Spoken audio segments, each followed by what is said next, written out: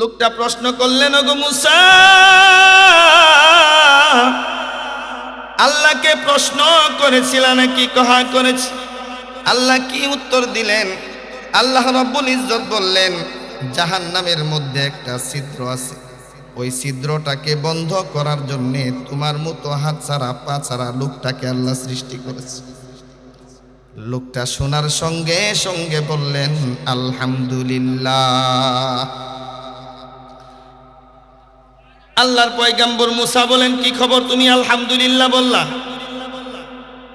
মানুষ জাহান্নামে যাইতে ভয় পায়, জান্নাতের তামান্না করে, জাহান্নামের অগ্নিকুণ্ডকে ভয় করে। কথা কোন ঠিক কিনা? আল্লাহ তোমাকে জাহান্নামের অগ্নিকুণ্ডের, জাহান্নামের ছিদ্র বন্ধ করার জন্য আল্লাহ তোমাকে সৃষ্টি করেছেন। তুমি তো জাহান্নামের আগুনের পাশে, জাহান্নামের আগুনের মধ্যে সব সময় বসবাস করবা। তুমি কেন শুকরিয়া আদায় করলা বুঝলাম না। লোকটা মুসাকে ডেকে ডেকে বলে, মুসা, কেন শুকরিয়া আদায় করেছি তাহলে শুনে নাও। দুনিয়াতে একটা মানুষকে সৃষ্টি করেছেন তার সন্তানের জন্যে, বিবিকে সৃষ্টি করেছেন স্বামীর জন্যে, স্বামীকে সৃষ্টি করেছেন তার বিবির জন্যে, সন্তানকে সৃষ্টি করলেন বাবার জন্যে, বাবাকে সৃষ্টি করলেন সন্তানের জন্যে। আল্লাহ এমন কোন মাখলুক সৃষ্টি করে নাই যেই লোকটা মানুষের খেদমতে নিয়োজিত না আছে। কথা কোন ঠিক কিনা? হাত ছাড়া পা ছাড়া গোশতের টুকরা মুসাকে ডেকে ডেকে বলে, ওগো মুসা, সকল মানুষ হাত আছে পা আছে, আল্লাহ বড্ড মহব্বত করে মানি, কিন্তু তারপরেও মানুষকে মানুষের উপকারার্থে সৃষ্টি করেছে। আমার মতো হাত ছাড়া পা ছাড়া গোশতের টুকরাকে আল্লাহ এত ভালোবাসেন, এত ভালোবাসেন। আমাকে মানুষের উপকারের জন্য সৃষ্টি করে নাই, আমাকে আল্লাহ সৃষ্টি করেছেন স্বয়ং আল্লাহর কাজের জন্যে। এ মুসা, শুকরিয়া আদায় করব না কেন? আমি যদি মালিকের কাজে লাগতে পারি, আমার মতো হাত ছাড়া পা ছাড়া লোকটাও তো স্বার্থ। কথা কোন ঠিক কিনা? মুহাদ্দিসিনে ইকরাম বলেন, হাত ছাড়া পা ছাড়া লোকটা যখন শুকরিয়া আদায় করলেন, সঙ্গে সঙ্গে আল্লাহ তার হাত পা ভালো করে দিয়েছেন। সুবহানাল্লাহ। এই যে একবার সুবহানাল্লাহ বললেন, শোনার পরে আমি বলছি সুবহানাল্লাহ, নাকি আপনারা স্বেচ্ছায় বলছেন?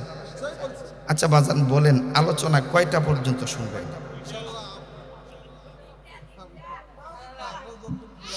আচ্ছা ইনশাল্লাহ আপনারা যতক্ষণ আছেন আমি চেষ্টা করব আমার আলোচনা করতে। কথা বলবেন না, আমি কথা বলতে বললে সুবহানাল্লাহ আলহামদুলিল্লাহ জি একটু উত্তর দিবেন, পারবো তো ইনশাআল্লাহ? এই যে সুবহানাল্লাহ বললেন, আমি কি বলছি? আবার মাঝে মধ্যে বলি যে সুবহানাল্লাহ বলেন, এখন তো বলি নাই বলতে। স্বেচ্ছায় যে সুবহানাল্লাহ বললেন, আল্লাহ রাব্বুল ইজ্জত একজন পয়গাম্বর প্রেরণ করেছিলেন যার নাম সুলাইমান আলাইহিস সালাতু ওয়াস সালাম। নাম শুনেছেন?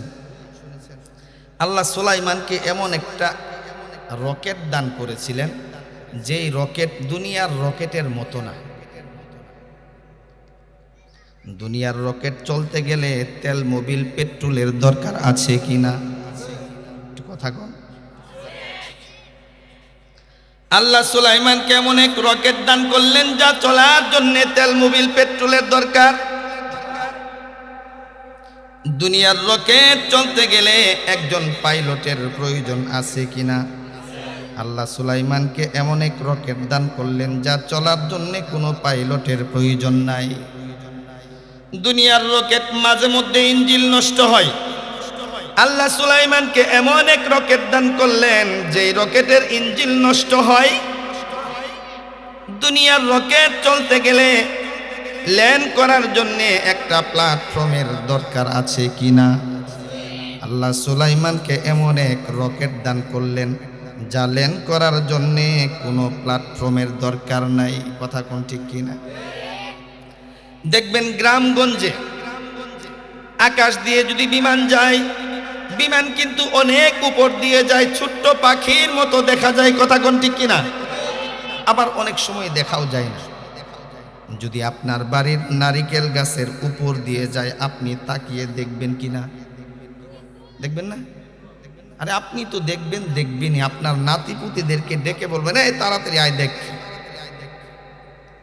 ঢাকা শহরে কিন্তু আমগরে এগুলো দেখতে দেখতে অভ্যাস, ভালো লাগে না, নাকি বলেন?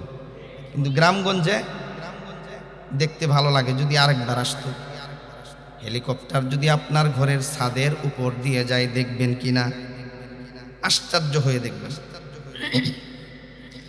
আল্লাহ তাআলা সুলাইমানকে এমন এক রকেট দান করলেন, উনি তার সেনা সৈন্যদেরকে নিয়ে কোথাও ভ্রমণে বের হলেন।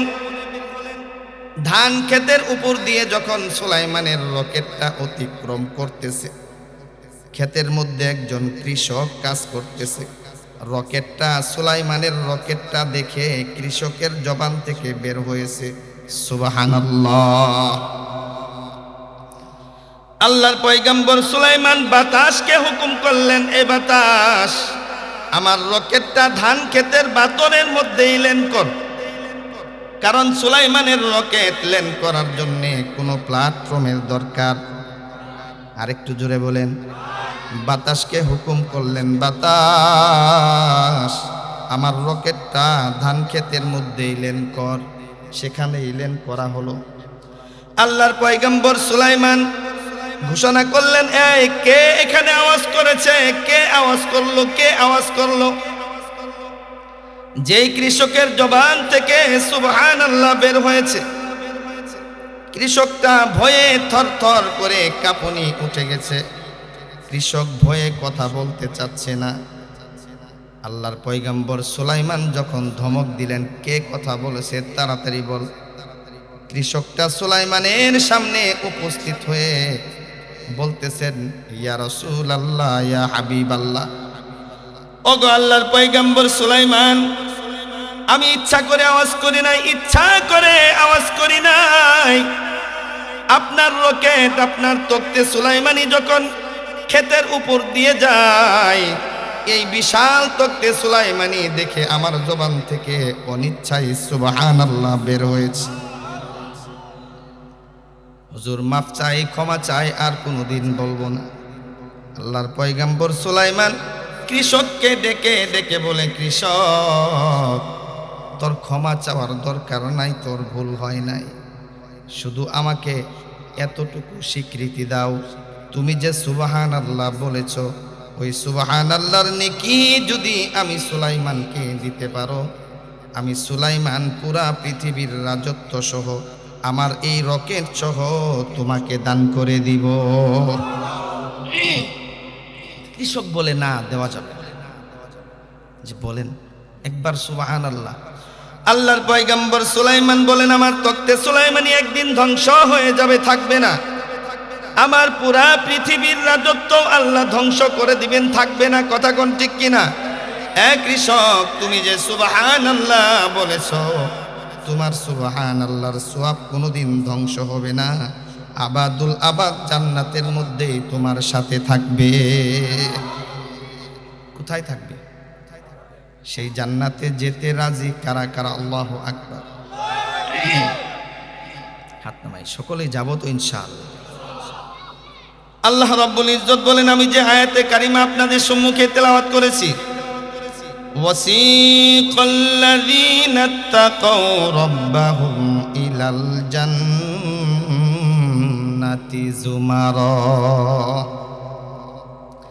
কাল কিয়ামতের ময়দানে বান্দা যেদিন হাসরের মাঠে উপস্থিত হবে, বান্দাকে দুভাগে ভাগ করা হবে। এক ভাগ সরাসরি জান্নাতে যাবে। কোথায় যাবে? তারা কারা? আল্লাহ তাআলা বলেন, ওয়াসিকাল্লাযীনা তাকাউ রাব্বাহুম ইলাল জান্নাতি যুমারা। আল্লাহ রাব্বুল ইজ্জত বলেন, যারা দুনিয়ার জমিনে আমি মালিককে ভয় করেছিল। কাকে ভয় করেছিল? আল্লাহর ভয় তো বর্তমান দুনিয়াতে বেশি নাই। আল্লাহর ভয় দুনিয়া থেকে উঠে গেছে, আমরা ভয় করি না, যার কারণে মাঝে মধ্যে বাজে কথা বলি। কথা কোন ঠিক কিনা? আল্লাহ তাআলা বলেন, যারা আমি আল্লাহকে ভয় করবে দুনিয়ার জমিনে আমি সার্টিফিকেট দিলাম, হাসরের ময়দানে আমার কিছু ফেরেশতারা তাদেরকে হাঁকিয়ে হাঁকিয়ে জান্নাতের দিকে নিয়ে যাবে। সুবহানাল্লাহ। কোন জান্নাতের দিকে নিয়ে যাবে? কোন জান্নাত? হ্যাঁ, যে জান্নাত আমাদের আসল ভিটা বাড়ি। সুবহানাল্লাহ বলেন। যেই জান্নাত আমাদের আসল ভিটা বাড়ি। সকলেই বলেন আমাদের আসল ভিটা বাড়ি। হুজুর কি বললেন? জান্নাত আবার আমাদের আসল ভিটা বাড়ি কিভাবে? একটু উদাহরণ দেই, বুঝবেন। আপনাদের সিরাজগঞ্জের বহু লোক আছে ঢাকায় বসবাস করে, কথা বলেন ঠিক কিনা? তাকে গিয়ে যদি প্রশ্ন করি, ভাইজান আপনার বাড়ি কোথায়? হুজুর আমার বাসা গুলশান, বনানী, ধানমন্ডি, বসুন্ধরা, বাড়িধারা, উত্তরা, কথা কোন ঠিক কিনা? কতদিন যাবত ঢাকার জমিনে আছে? হুজুর তাও তো 30-35 বছর। আপনার আসল বাড়ি কোথায়? আমার আসল বাড়ি হলো সিরাজগঞ্জ। ঢাকায় কি ভাড়া থাকেন নাকি? না, ভাড়া থাকি না হুজুর, আমি একটা বাসা করেছি, 4টে ফ্ল্যাট করেছি। আপনি ঢাকার জমিনে একটা বাসার মালিক, 4টে ফ্ল্যাটের মালিক। আপনার বয়স 50 বছর, ঢাকায় কাটালেন 35 বছর, সিরাজগঞ্জের মাটিতে ছিলেন মাত্র 15 বছর। আপনার আসল বাড়ি তো ঢাকায় শহরে হওয়ার কথা, কথা বলেন ঠিক কিনা?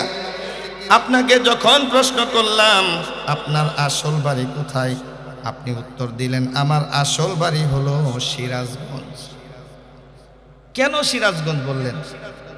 হুজুর এই কথা? হ্যাঁ এই কথা। লোকটা ডেকে ডেকে বলে, হুজুর আমার বাপদাদার ভিটা বাড়ি সিরাজগঞ্জে, যার কারণে আমাকে যদি কেউ প্রশ্ন করে আমার আসল বাড়ি কোথায়, আমি সঙ্গে সঙ্গে বলি আমার আসল বাড়ি হলো সিরাজগঞ্জ। সুবহানাল্লাহ। উত্তর কি দিয়েছে বুঝতে পারছেন? আমার বাপদাদার ভিটা বাড়ি সিরাজগঞ্জ, যার কারণে আসল বাড়ির প্রশ্ন করলে আমি বলি সিরাজগঞ্জ, ঢাকা না। কেন? বাপদাদার ভিটা বাড়ি কোথায়? সিরাজগঞ্জে। এবাজান আপনাদের সিরাজগঞ্জের আব্দুর রহিম বাপদাদার ভিটা বাড়ি সিরাজগঞ্জ থাকার কারণে যদি তার আসল বাড়ির প্রশ্ন করলে সিরাজগঞ্জ উত্তর দেয়, আজ থেকে আমাদেরকে যদি কোনো ব্যক্তি প্রশ্ন করে আপনার আসল বাড়ি কোথায়, আমরা সকলেই চিল্লায় বলবো আমাদের আসল বাড়ি হলো জান্নাত। এটা কি আমার বানানো কথা? আল্লাহ রাব্বুল ইজ্জতকে প্রশ্ন করলাম, মালিক আমাদের আসল বাড়ি কোথায় তুমি বলে দাও। আল্লাহ রাব্বুল ইজ্জত সুন্দর করে দেখে দেখে বলেন, ওয়াতিলকাল জান্নাতুল্লাতী উরিসতুমুহা বিমা কুনতুম তা'মালুন।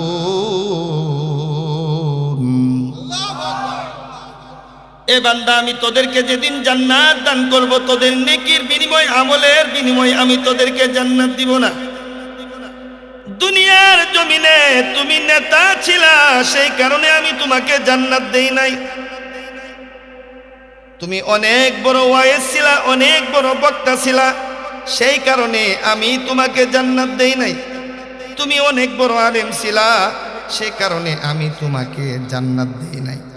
দুনিয়াতে অর্থ সম্পদ তোমার অনেক বেশি ছিল, সেই কারণে আমি তোমাকে জান্নাত দেই নাই। বান্দা আমি কেন তোমাকে জান্নাত দান করলাম জানোনি? এ বান্দা আমি আল্লাহ তোকে জান্নাত দান করলাম, তোর আব্বা আম্মার ভিটা বাড়ি জান্নাত আমি তোকে ওয়ারিশ সূত্রে দান করে দিলাম। আল্লাহ রাব্বুল ইজ্জত বলেন, এ বান্দা দুনিয়ার জমিন থেকে যেদিন তোমরা স্থানান্তরিত হয়ে কবরের জমিনে শুয়ে পড়ো, তোমাদের দুনিয়াতে রেখে আসা ব্যাংক ব্যালেন্স, অর্থ করি, বাড়ি গাড়ি, দালান কোঠা, জমা জমি, এই সব কিছুকে তোমাদের সন্তানাদি ওয়ারিশ সূত্রে বন্টন করে নেয়। কথা বলেন ঠিক কিনা? কোন সূত্রে বন্টন করে নেয়? সবাই কথা বলেন না, সবাই বলেন না, ওয়ারিশ সূত্রে। আল্লাহ রাব্বুল ইজ্জত বলেন, তোমাদের আব্বা আম্মার জায়গা জমি যেমন তোমরা ওয়ারিস সূত্রে দুনিয়ার জমিনে বন্টন করে নেও। এই যে ওয়ারিস শব্দটা আল্লাহ কোরআনে ব্যবহার করেছেন, ওয়ারিস শব্দটা কিন্তু আরবি শব্দ। আল্লাহ তাআলা বলেন, উরিস্তুমুহা বিমা কুনতুম তা'মালুন। উরিস্তুমুহা, তোমাদের আব্বা আম্মার ভিটা বাড়ি জান্নাত আমি তোমাদেরকে ওয়ারিস সূত্রে দান করে দিলাম। সুবহানাল্লাহ। এ বাজান, আমাদের আব্বা আম্মার ভিটা বাড়ি যদি জান্নাত হয়, আমাদের আসল বাড়ি কোথায়? বুঝে আসছে তো নাকি? আমাদের আব্বা আম্মার ভিটা বাড়ি যে জান্নাত, এর কি প্রমাণ আছে? আবার আল্লাহ তাআলাকে প্রশ্ন করলাম, মালিক, আমাদের আব্বা আম্মার ভিটা বাড়ি যে জান্নাত, এর কি প্রমাণ আছে? মাওলা তুমি বলে দাও না। আল্লাহ রাব্বুল ইজ্জত বলেন, ওয়াকুলনা ইয়া আদামু উসকুন আনতা ওয়া যাওজুকাল জান্নাতা ওয়া কুলা মিনহা রাগাদান হাইসু শি'তুমা ওয়া লা তাকরাবা হাযিহিশ শাজারাতা ফাতাকুনা মিনাল যালিমিন। আল্লাহ রাব্বুল ইজ্জত বলেন, আমি আদম এবং হাওয়াকে সৃষ্টি করার পর বসবাস করার জন্য জান্নাত দিলাম। শুধু জান্নাত দেওয়ার মধ্যে শেষ করি নাই, আমি জান্নাতের মধ্যে আদম হাওয়াকে রাখার পর তাদেরকে ঘোষণা করলাম, এ আদম হাওয়া, যেদিকে দু চোখ যায় সেদিকেই যাইতে পারবা, কোনো বাধা নাই। যা মনে চাই তাই খাওয়া যাবে, খেতে পারবা, কোনো বাধা নাই। যতদিন মনে চাই আমার জান্নাতে থাকবা আদম, কোনো বাধা নাই। কিন্তু খবরদার, খবরদার রে আদম, ওয়ালা তাকরাবা হাযিহিশ শাজারাতা, ওই যে গাছটা দেখা যায় সেই গাছের কাছে যাওয়া যাবে না, ওই গাছের ফল খাওয়া যাবে না।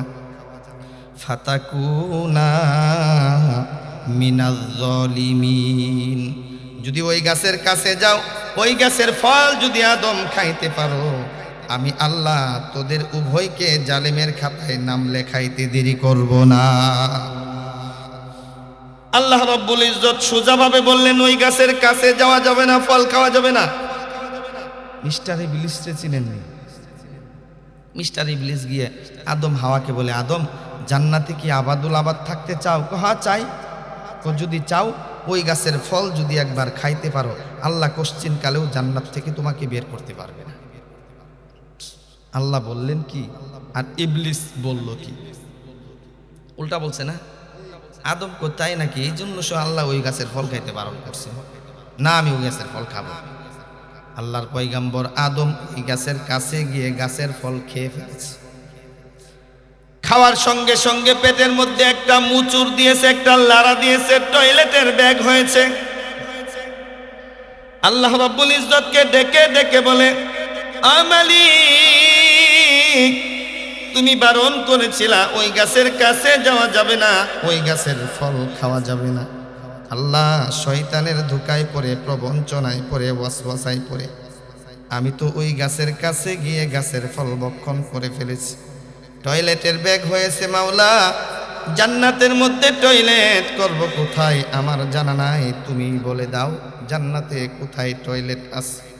আল্লাহ রাব্বুল ইজ্জত বলেন, আদম, আমার পবিত্র জান্নাতে অপবিত্র টয়লেট করার মতো জায়গা নাই।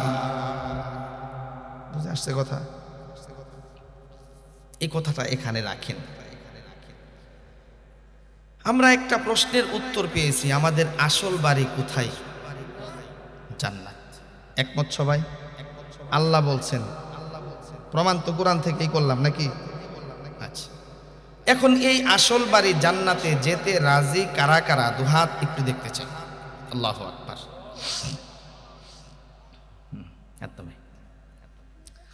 এ বাজান, আপনি যদি আপনার আসল বাড়ি জান্নাতে যেতে চান, আপনাকে একটা কাজ করতে হবে। কাজ কি? দুনিয়ার জমিন থেকে আপনার আসল বাড়ি জান্নাত নামক বাড়িটা কোন দিকে আছে? আমি যদি আপনাকে প্রশ্ন করি, এ ভাই, আপনার আসল বাড়ি জান্নাত কোন দিকে আছে বলেন? অনেকেই বলবেন ডানে, অনেকেই বলবেন বামে, অনেকেই সামনে, অনেকেই পিছনে, অনেকেই উপরে, আবার অনেকেই নিচে। কথা কোন ঠিক কিনা? আপনাদের প্রশ্ন করে সময় নষ্ট করার দরকার নাই। যেই মালিক জান্নাত সৃষ্টি করলেন, মালিককে প্রশ্ন করলাম, মালিক, তুমি তো আমাদের আসল বাড়ি জান্নাত সৃষ্টি করেছো, এ মালিক, জান্নাত আমাদের দুনিয়ার জমিন থেকে কোন দিকে আছে একটু তুমি বলে দাও। আল্লাহ তাআলা এই প্রশ্নের উত্তর দিতে গিয়ে সূরা বাকারার মধ্যে একটা আয়াত নাজিল করলেন। এই যে একটা প্রশ্ন, জান্নাত কোন দিকে আছে, এই একটা প্রশ্ন। আরেকটা প্রশ্ন হলো, আদম হাওয়া আল্লাহকে বললেন টয়লেট করব কোথায় দেখিয়ে দাও, এই একটা প্রশ্ন। উভয়টা প্রশ্নের উত্তর দিতে গিয়ে আল্লাহ রব্বুল ইজ্জত সূরা বাকারায় একটা আয়াত নাযিল করলেন। আল্লাহ রব্বুল ইজ্জত বলেন, কুল নাহবিতু মিনহা জামিআ। আল্লাহু আকবার। মুফাসসিরিন ইকরাম ব্যাখ্যা করলেন, হাবাতা ইয়াহবিতু হুবুতন, আরবি শব্দ উপর থেকে নিচের দিকে অবতরণ করা। আল্লাহ কিন্তু কালামে হাকিমে কুল নাখরুজু বলেন নাই। কুল নাখরুজু যদি বলতেন খরাজা ইয়াখরুজু, বের হওয়া। আল্লাহ বলেছেন হাবাতা ইয়াহবিতু, কুল নাহবিতু। হাবাতা ইয়াহবিতু শব্দের অর্থ হলো উপর থেকে নিচের দিকে অবতরণ করা। মুফাসসিরিন ইকরাম এই আয়াতের ব্যাখ্যা করতে গিয়ে বলেন, আল্লাহ রব্বুল ইজ্জত যেহেতু আদম এবং হাওয়াকে বললেন, এ আদম হাওয়া, এখন এই মুহূর্তে আমার জান্নাত থেকে তোমরা নেমে যাও। আল্লাহ যেহেতু জান্নাত থেকে আদম হাওয়াকে নামিয়ে দিলেন, বোঝা গেল নামতে হলে উপর থেকে নিচের দিকেই নামতে হয়। উপর থেকে যদি নিচের দিকেই নামতে হয়, আল্লাহ তাআলা কুল নাহবিতু দ্বারা ইশারা করলেন, এ দুনিয়াবাসী ভালো করে শুনে নাও, তোমাদের ভিটা বাড়ি জান্নাত তোমাদের দুনিয়ার জমিন থেকে উপরে। সুবহানাল্লাহ। কালকে বলিয়েন। আমরা 2 নাম্বার প্রশ্নের উত্তর পাইলাম, জান্নাত কোন দিকে আছে? উপর দিকে। দিক তো নির্ণয় করতেই হবে। দিক নির্ণয় না করে যেই আব্দুর রহিম আপনাদের সিরাজগঞ্জের আব্দুর রহিম ঢাকায় বসবাস করে, সে যদি কোনোদিন সিরাজগঞ্জে আসার চেষ্টা করে, আচ্ছা বলেন তো, ঢাকার থেকে দক্ষিণে পদ্মা সেতুর পারে গিয়ে যদি গাড়িতে উঠে সিরাজগঞ্জে আসা যাবে না? সায়দাবাদ গিয়ে যদি চট্টগ্রাম কক্সবাজারের গাড়িতে উঠে সিরাজগঞ্জ আসা যাবে? মমিন শাহীর গাড়িতে উঠলে আসা যাবে? তার মানে সে যদি সিরাজগঞ্জ আসতে চায়, তাকে দিক নির্ণয় করতে হবে। সিরাজগঞ্জ কোন দিকে? উত্তর পশ্চিম কোণারে। ঢাকা থেকে কোন দিকে? উত্তর পশ্চিম কোণারে। এই দিক নির্ণয় হয়ে গেছে। এবার উত্তর পশ্চিম কোণারে এসে যদি দাঁড়ায়, যেই গাড়ির সামনে সিরাজগঞ্জ লেখা, গাড়িতে উঠলে সিরাজগঞ্জ পাবে। কথা কোন ঠিক?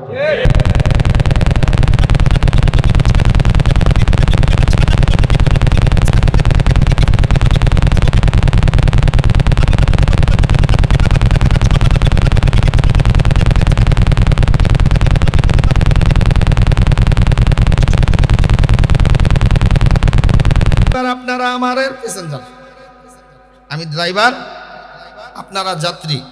ভালো করে গাড়ি ধরে বসেন, লড়াচড়া করিয়েন না। গাড়ি কিন্তু ছাড়লাম উপরের দিকে। গাড়ি ছাড়লাম কোন দিকে? উপরের দিকে। দিনের বেলায় আসমানের দিকে তাকালাম, এতটুকু বড় ভাতের প্লেটের মতো কি জানি দেখা যায়। সূর্য। কি দেখা যায়? সূর্য দুনিয়ার জমিন থেকে কতটুকু উপরে আমাদের কি জানা আছে নাকি? আমাদের জানা নাই। এই সূর্যকে নিয়ে যারা গবেষণা করে তাদের কি বিজ্ঞানী বলা হয়? বিজ্ঞানীকে প্রশ্ন করলাম, এ বিজ্ঞানী, দুনিয়ার জমিন থেকে সূর্যের দূরত্ব কতটুকু বলে দাও। বিজ্ঞান গবেষণা করে দুনিয়াবাসীকে ডেকে ডেকে বলে, এ দুনিয়াবাসী, তোমরা যদি কেহ দুনিয়ার জমিন থেকে সূর্যের জগতে যেতে চাও, তোমাকে কমাস কম 9,30,00,000 মাইল পথ অতিক্রম করতে হবে। সুবহানাল্লাহ। 9,30,00,000 মাইল পথ অতিক্রম করার পর আমরা কি জান্নাত পাইলাম নাকি? এ বাজান, জান্নাত পাইলাম না। জান্নাত যদি কোনো ব্যক্তি পেতে চায় আরো উপরে যেতে হবে। চিল্লায় বলেন ঠিক কিনা? আর একটু উপরে যদি যেতে চায়, দিনের বেলায় আসমানের দিকে তাকায়, কিছু দেখা যায় না। এবার আসেন রাতের বেলায় আসমানের দিকে তাকা, এতটুকু ছোট্ট ছোট্ট জোনাকি পোকার মতো জ্বলে, কি নাম? সূর্যের জগৎ জহত কতটুকু দূরে আমরা বলতে পারি না। তারা কতটুকু দূরে আমাদের কি জানা আছে নাকি? নাই। এই তারকা নিয়েও বিজ্ঞান গবেষণা করে, আবার বিজ্ঞানের কাছে গিয়ে হাতে পায়ে ধরে বললাম, বিজ্ঞান, দুনিয়ার জমিন থেকে তারকার দূরত্ব কতটুকু জানা থাকলে বলে দাও। বিজ্ঞান হাত দুইটা একত্রিত করে বলে, মাফোসাই দুয়াওসাই। মাফোসাই তার মানে তারকার জগতে এসে বিজ্ঞান আত্মসমর্পণ করে ফেলছে। তবে আজ পর্যন্ত গবেষণা করে বিজ্ঞান একটা মাত্র তারকা আবিষ্কার করেছে, যেই তারকার নাম বিজ্ঞান দিলেন প্রক্সিমা সেন্টারাই। বাজান, আমার নামটা যদি বুঝে থাকেন সকলেই বলেন, কি নাম বলেছি? Proxima Centauri. Proxima Centauri. বিজ্ঞানকে প্রশ্ন করলাম, বিজ্ঞান, দুনিয়ার জমিন থেকে প্রক্সিমা সেন্টারাইয়ের দূরত্ব কতটুকু বলে দাও। বিজ্ঞান গবেষণা করে বলে, দুনিয়াবাসী, দুনিয়ার জমিন থেকে যদি কোনো ব্যক্তি প্রক্সিমা সেন্টারাই তারকার জগতে যেতে চায়, তাকে কমাস কম 25 লক্ষ কোটি মাইল অতিক্রম করতে হবে। সুবহানাল্লাহ। বাজান, আমার কথা হলো 25 লক্ষ কোটি মাইল বিজ্ঞান কি কিলোমিটার মেপেছে নাকি ধারণা করে বলেছে? আমার কথা কি বুঝতেছেন না নাকি? কথা বলেন না কেন? শোনো, 25 লক্ষ কোটি মাইল বিজ্ঞান কি ধারণা করে বলেছে নাকি কিলোমিটার মেপেছে? বিজ্ঞানের ধারণা অনেক সময় ভুলও হয়, আবার সঠিকও হয়। বলতে পারেন, হুজুর কোত্থেকে আসলেন আপনি, বিজ্ঞানের ভুল ধরা শুরু করলেন? কি বলেন, বিজ্ঞানের কি ভুল হয় না? আমি একটা উদাহরণ দিতেছি, বুঝবেন। বিজ্ঞান বহুদিন গবেষণা করার পর বলতেছে দুনিয়াবাসীকে ডেকে ডেকে, দুনিয়াবাসী, আল্লাহ যে দুনিয়া সৃষ্টি করেছেন, সূর্যও সৃষ্টি করেছেন। সকালবেলা সূর্য উঠে, সন্ধ্যাবেলা অস্ত যায়। আসলে কি সূর্য ঘুরে নাকি পৃথিবী ঘুরে?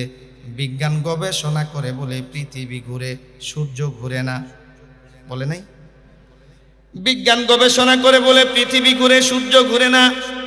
অথচ যেই আল্লাহ পৃথিবীর সৃষ্টিকর্তা, যেই আল্লাহ সূর্যের সৃষ্টিকর্তা, যেই আল্লাহ তারকার সৃষ্টিকর্তা, সেই আল্লাহ সূরা ইয়াসিনের মধ্যে ঘোষণা করেন, ওয়াশ-শামসু তাজরি লিমুস্তাকাররিন লাহা যালিকা তাকদীরুল আজিজিল আলীম।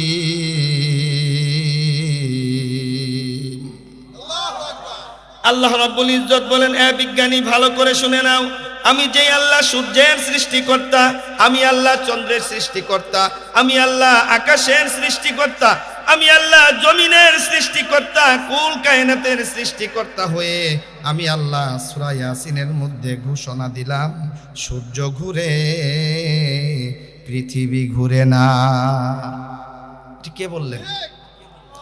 আল্লাহ বললেন, ওয়াশ-শামসু তাজরি লিমুস্তাকাররিন লাহা, ঘুরে সূর্য, পৃথিবী না। বিজ্ঞান বলে পৃথিবী ঘুরে, আল্লাহ বলেন সূর্য ঘুরে। আপনারা কি আল্লাহর কোরআন বিশ্বাস করবেন নাকি বিজ্ঞানকে বিশ্বাস করবেন? তার মানে বোঝা গেল বিজ্ঞানের ভুলও হয়। কথা কোন? বিজ্ঞানের ভুলও। যেই বিজ্ঞানের ধারণার মধ্যে ভুল হওয়ার সম্ভাবনা আছে, বিজ্ঞানের ধারণাকে ছুঁড়ে ফেলে দিলাম। রাখেন, আসেন, এই কোরআনের মধ্যে কোনো ভুল আছে নাকি? আল্লাহর কোরআনকে প্রশ্ন করলাম, আল্লাহর কোরআন, দুনিয়ার জমিন থেকে তারকার দূরত্ব কতটুকু যদি জানা থাকে বলে দাও। এই কোরআনের একটা তাফসির গ্রন্থ আছে, তাফসিরে রুহুল বয়ান। কি নাম বললাম? তাফসিরে রুহুল বয়ান। সুন্দর করে কোরআনের পক্ষ থেকে ডেকে ডেকে বলে, দুনিয়াবাসী, ভালো করে শুনে নাও, তোমরা যদি দুনিয়ার জমিন থেকে তারকার জগৎ পর্যন্ত যেতে চাও, দূরত্ব কতটুকু একটু ভালো করে খেয়াল করেন। বিজ্ঞানকে প্রশ্ন করলাম, টর্চ লাইট চিনেন আপনারা? টর্চ লাইটের সুইচ অন করার সঙ্গে সঙ্গে আলোটা পিছনের দিকে দৌড় দেয়, কথা কোন ঠিক কিনা? টর্চ লাইটের সুইচ মারলে কি আলো পিছনে যায় না সামনে যায়? আপনারা ঠিক বললেন যে, হ্যাঁ আপনাদের মন এখানে নাই বুঝতেছি। মন কি এখানে আছে? একটু জিকির করে মনটা এখানে বসি, পারবো? আলোচনা যেদিকে যাইতেছি গভীর মন দিয়ে যদি শুনেন বুঝতে পারবেন ইনশাআল্লাহ। আর এদিক সেদিক মন থাকলে বোঝা যাবে না। আমি আবারও বলছি, অল্প সময় 1 মিনিট জিকিরের সাথে মনটাকে স্থির করি, পারবো না ইনশাআল্লাহ? মন স্থির করতে পারেন কে? সেই আল্লাহর নামের জিকির করব, সকলেই বলি আল্লাহ আল্লাহ আল্লাহ আল্লাহ আল্লাহ।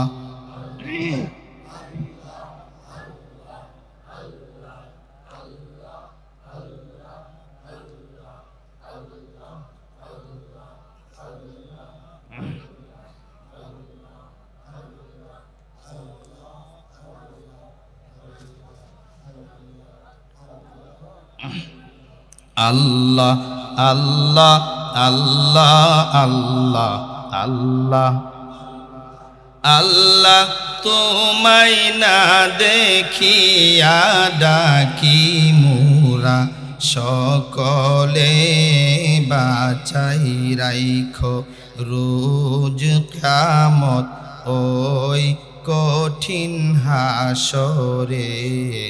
আল্লাহ আল্লাহ আল্লাহ আল্লাহ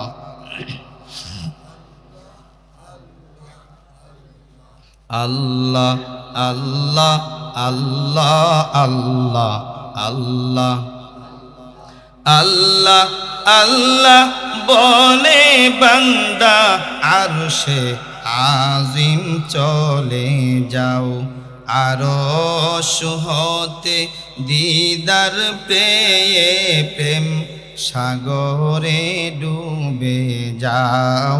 আল্লাহ আল্লাহ আল্লাহ আল্লাহ আল্লাহ আল্লাহ।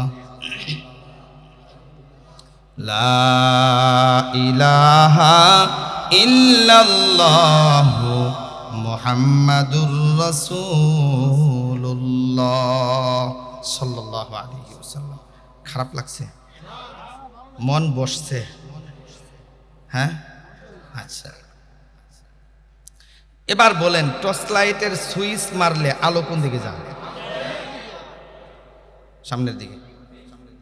আচ্ছা, আলোটা তো একটা দৌড় দেয় কিনা? আলোর একটা গতি আছে না? বিজ্ঞান গবেষণা করে বলে, আলোর যদি পাওয়ার থাকে, আলোর গতি মাপতে হলে ঘন্টায় না, মিনিটেও না, সেকেন্ডে মাপতে হয়। তো সেকেন্ডে কত কিলোমিটার? 1,86,000 মাইল দূরে চলে যায় আলোটা 1 সেকেন্ড। এই কথাটা জেনে রাখেন সামনের আলোচনা বোঝার জন্য। আচ্ছা বাবা, বুঝে থাকলে বলেন, টর্চ লাইটের সুইচ অন করার সঙ্গে সঙ্গে আলোর গতি মাপবেন ঘন্টায় নাকি মিনিটে? কত কিলোমিটার? 1,86,000 মাইল 1 সেকেন্ডে আলোটা সামনের দিকে দৌড় দিয়ে চলে যায়। এবার আসেন আল্লাহর পবিত্র কোরআনের তাফসিরে রুহুল বয়ানকে প্রশ্ন করলাম, তাফসিরে রুহুল বয়ান, দুনিয়ার জমিন থেকে তারকার দূরত্ব কতটুকু যদি তোমার জানা থাকে তুমি সুন্দর করে বলে দাও। তাফসিরে রুহুল বয়ান দুনিয়াবাসীকে ডেকে ডেকে বলে, দুনিয়াবাসী, আল্লাহ তাআলা যেদিন আসমান সৃষ্টি করেছিলেন, যেদিন জমিন সৃষ্টি করেছিলেন, প্রথম আসমানকে আল্লাহ সুসজ্জিত করার জন্য অগণিত নক্ষত্র আল্লাহ সৃষ্টি করলেন। কথা বলেন ঠিক কিনা? তাফসিরে রুহুল বয়ান বলেন, আল্লাহ যেদিন জমিন সৃষ্টি করেছেন, যেদিন আসমান সৃষ্টি করেছেন, আল্লাহ আসমানকে সুসজ্জিত করার জন্য অগণিত নক্ষত্র সৃষ্টি করে নক্ষত্রের আলোগুলো জমিনের দিকে ছেড়ে দিলেন। ছেড়ে দেওয়ার সঙ্গে সঙ্গে নক্ষত্রের আলো প্রথম সেকেন্ডে দুনিয়াতে এসেছে 1,86,000 মাইল, দ্বিতীয় সেকেন্ডে 1,86,000 মাইল, তৃতীয় সেকেন্ডে 1,86,000 মাইল, চতুর্থ সেকেন্ডে 1,86,000 মাইল। আজও পর্যন্ত প্রতি সেকেন্ডে 1,86,000 মাইল গতিতে তারকার আলো জমিনের দিকে আসতেছে। তাফসিরে রুহুল বয়ান বলেন, আজও পর্যন্ত কোনো তারকার আলো জমিন পর্যন্ত আসতে পারে নাই। সুবহানাল্লাহ হইল না? তাফসিরে রুহুল বয়ানের কথা থেকে আমাদের ধারণা হলো দুনিয়ার জমিন থেকে তারকার দূরত্ব কতটুকু বুঝে আসছে তো নাকি?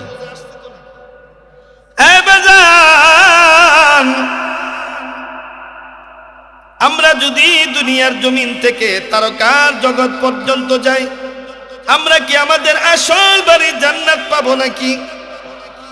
তারকার জগতে গিয়েও আমরা জান্নাত পাইলাম না।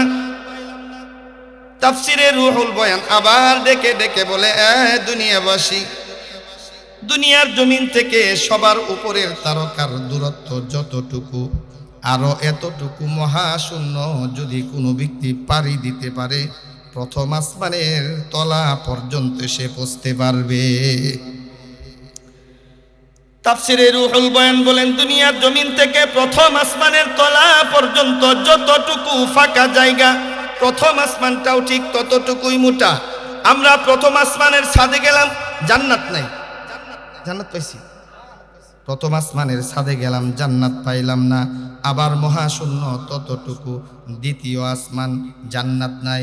আবার মহাশূন্য তৃতীয় আসমান, আবার মহাশূন্য চতুর্থ আসমান, আবার মহাশূন্য পঞ্চম আসমান, আবার মহাশূন্য ষষ্ঠ আসমান, আবার মহাশূন্য সপ্তম আসমান। সুবহানাল্লাহ। আবার মহাশূন্য সিদরাতুল মুনতাহা। জান্নাত খুঁজে পাইলাম না কোথাও। আল্লাহ তাআলাকে ডেকে ডেকে বললাম, ও মালিক, জান্নাত খোঁজার জন্যে দুনিয়ার জমিন থেকে উপরে রওনা হয়েছিলাম। সূর্যের জগৎ খুঁজলাম, জান্নাত পাইলাম না। তারকার জগৎ খুঁজলাম, জান্নাত পাইলাম না। প্রথম আসমান খুঁজলাম, জান্নাত পাইলাম না। দ্বিতীয়, তৃতীয়, চতুর্থ, পঞ্চম, ষষ্ঠ, সপ্তম আসমানেও আল্লাহ জান্নাত পাইলাম না। আল্লাহ, তুমি যেহেতু জান্নাতের সৃষ্টিকর্তা, তুমি জান্নাত কোথায় সৃষ্টি করে রেখেছ তুমি একটু বলে দাও। আল্লাহ রাব্বুল ইজ্জত দুনিয়াবাসীকে ডেকে ডেকে বলে, দুনিয়াবাসী, আমি আল্লাহ সূর্যের জগতে জান্নাত রাখি নাই, তারকার জগতেও জান্নাত রাখি নাই। প্রথম, দ্বিতীয়, তৃতীয়, চতুর্থ, পঞ্চম, ষষ্ঠ আসমানেও আমি আল্লাহ জান্নাত রাখি নাই। বান্দা, তোমরা যদি জান্নাতে আসতে চাও, সিদরাতুল মুনতাহায় যদি আসতে পারো, তোমাদের কাঙ্ক্ষিত জান্নাত পেয়ে যাইবা। আল্লাহু আকবার। এই কথাটা কি আমার বানানো? আল্লাহ রাব্বুল ইজ্জত কালামে হাকিমে এইভাবে বলেন, ইনদা সিদরাতিল মুনতাহা ইনদাহা জান্নাতুল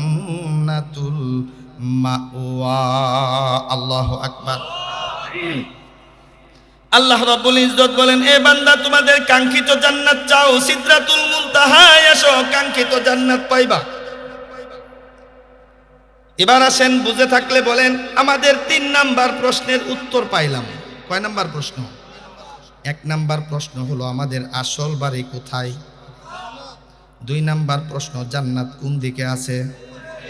3 নাম্বার প্রশ্নের উত্তর পাইলাম, উপরে যেই জায়গায় আল্লাহ জান্নাত রেখেছেন জায়গাটার নাম কি? সকলেই বলেন সিদরাতুল মুনতাহা।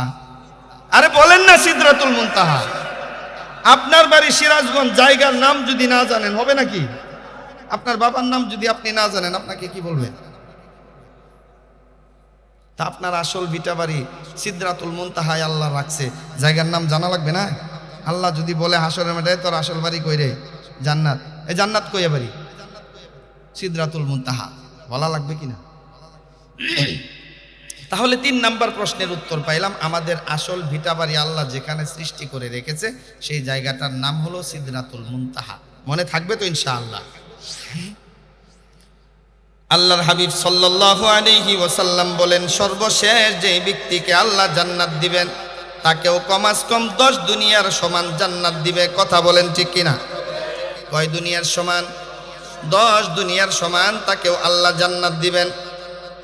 দুনিয়ার জমিনে এমন কিছু নাস্তিক মুরতাদ আছে, এত বিশাল বড় জান্নাত আল্লাহ রেখেছে, কোথায় বিশ্বাস করে?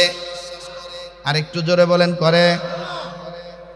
ওই সমস্ত নাস্তিক মুরতাদদের থিওরি হলো, আমরা না দেখা জিনিসকে বিশ্বাস করি না, আল্লাহকে দেখি না তাই তো বিশ্বাস করি না, নাউজুবিল্লাহ।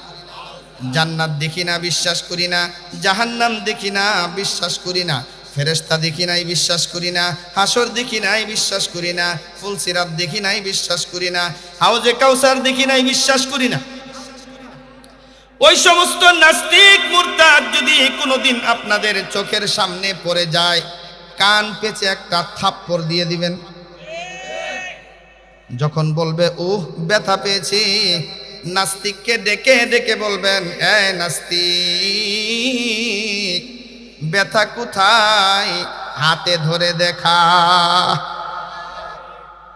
আল্লাহ আছে দেখো নাই বিশ্বাস করো না, জান্নাত আছে দেখো নাই বিশ্বাস করো না, তুমি যে ব্যথা পেয়েছো হাতে ধরে দেখাও, হাতের তালুতে এনে দেখাও ব্যথাটা কোথায়, কেমন দেখতে, কালো না ধলা। যেহেতু না দেখা জিনিস বিশ্বাস করো না, ব্যথাও তো দেখতে পাও না, কিভাবে বিশ্বাস করো? কথা কোন? এমন নাস্তিকদের সাইজ করতে কোরআন হাদিসের দলিল না, নাকি বলেন? পারবেন তো ইনশাআল্লাহ? আল্লাহর হাবিব সাল্লাল্লাহু আলাইহি ওয়াসাল্লাম এই নাস্তিকদের প্রশ্নের উত্তর দিতে গিয়ে বলেন, মার রেহেমের ভিতরে বাচ্চা যখন ভূমিষ্ঠ হওয়ার সময় হয়, বাজান লম্বা আলোচনা সংক্ষেপ করে আমি গভীর রাত হয়ে যাইতেছি, সংক্ষিপ্ত করে অল্প সময় শেষ করার চেষ্টা করতেছি, মনোযোগ আমার দিকে। মার রেহেমের ভিতরে বাচ্চা যখন ভূমিষ্ঠ হওয়ার সময় হয়, একজন ফেরেশতা গিয়ে বাচ্চাটাকে বলে, এ আল্লাহর বান্দা, আল্লাহ তাআলা তোমাকে বিশাল এক দুনিয়াতে প্রেরণ করতে চায়, তুমি যাইবা নাকি? বাচ্চাটা রেহেমের ভিতর থেকে উত্তর দেয়, ও আল্লাহর ফেরেশতা, আমি যেখানে আছি এর চাইতে বড় দুনিয়া আবার হয় কিভাবে? এখানে আমি অনেক সুখে শান্তিতে বসবাস করতেছি, এর চাইতে বড় দুনিয়া বড় জগৎ আছে আমার বিশ্বাস হয় না। অথচ বাচ্চার রেহেমের ভিতর থেকে আমাদের দুনিয়ার জগৎটা কতটুকু দূরে? বহুদূর। নাকি মার পেটের চামড়া কাটলেই বাচ্চাটা চলে আসে? সর্বোচ্চ 1 ইঞ্চি দূরে। কতটুক দূরে? আলোচনা বুঝে উত্তর দিবেন। কতটুক দূরে? মুরগির ডিমের ভিতরে যখন বাচ্চাটা ডিম পেটে বের হওয়ার সময় হয়, ফেরেশতা গিয়ে মুরগির বাচ্চাকে বলে, মুরগির বাচ্চা, আল্লাহ তোমাকে বিশাল এক দুনিয়াতে প্রেরণ করতে চায়, তুমি যাইবা নাকি? না, আমি যেখানে আছি অনেক সুখে শান্তিতে বসবাস করতেছি, এর চাইতে বড় দুনিয়া আছে আমার বিশ্বাস হয় না। অথচ মুরগির ডিমের ভিতরের বাচ্চা থেকে আমাদের দুনিয়ার দূরত্ব মাত্র ডিমের খোসা। মুরগির বাচ্চা যেমন ডিমের ভিতর থেকে দুনিয়ার কথা বিশ্বাস করে না, মার রেহেমের ভিতর থেকে নবজাতক শিশু যেমন দুনিয়ার কথাটা বিশ্বাস করে না, তেমনি ভাবে নাস্তিক মুরতাদরা দুনিয়াতে থেকে জান্নাতের কথাও বিশ্বাস করে না। কিন্তু জান্নাত আছে কি না? আর একটু জোরে বলেন, আছে কি না? কারা কারা আমার সাথে একমত? দুহাত তুলে দেখান, আল্লাহু আকবার। আছে তো জান্নাত। সর্বশেষ আল্লাহ যাকে জান্নাত দিবেন 10 দুনিয়ার সমান। কয় দুনিয়ার সমান? এত বড় জান্নাত আল্লাহ রাখছে কোথায়? এত বড় জান্নাত আল্লাহ রাখছে কোথায়? এবাজান রাখছে কোথায়? আমরা তো জান্নাতের দিকে রওনা দিছি নাকি? সিদরাতুল মুনতাহা পর্যন্ত গিয়েছিলাম, মনে আছে তো নাকি? জান্নাতের ভিতরে ঢুকছেন? একটু পরে ঢুকাইতেছি, ভালো করে খেয়াল করে। আল্লাহর হাবিব সাল্লাল্লাহু আলাইহি ওয়াসাল্লাম নাস্তিকদের প্রশ্নের উত্তর দিতে গিয়ে একদিন আল্লাহর হাবিব জিবরাইলকে প্রশ্ন করলেন, জিবরাইল, তুমি যে আমার কাছে এত ঘন ঘন আসো, তোমার চলার গতি কেমন আমার জানতে বড় ইচ্ছে হয়। জিবরাইল, তুমি আমার কাছে এত ঘন ঘন আসো, তোমার চলার গতি কেমন আমাকে বলে দাও। আল্লাহর ফেরেশতা জিবরাইল বললেন, ওগো নবীজি, আমি জিবরাইলের চলার গতি কেমন যদি আপনি বুঝতে চান পিছনের দিকে তাকান। আপনার পূর্বে একজন পয়গম্বর এসেছিল যার নাম ইউসুফ আলাইহিস সালাতু ওয়াস সালাম। কি নাম? আল্লাহর পয়গম্বর ইউসুফ আলাইহিস সালাতু ওয়াস সালাম ছোট্ট মাসুম বাচ্চা অবস্থায় রাতের গভীরে স্বপ্ন দেখলেন। আহাদা আশারা কাওকাবাও ওয়াশ শামসা ওয়াল কমার, আহাদা আশারা কাওকাবাও ওয়াশ শামসা ওয়াল কমার রাআইতুহুম লি সাজিদিন।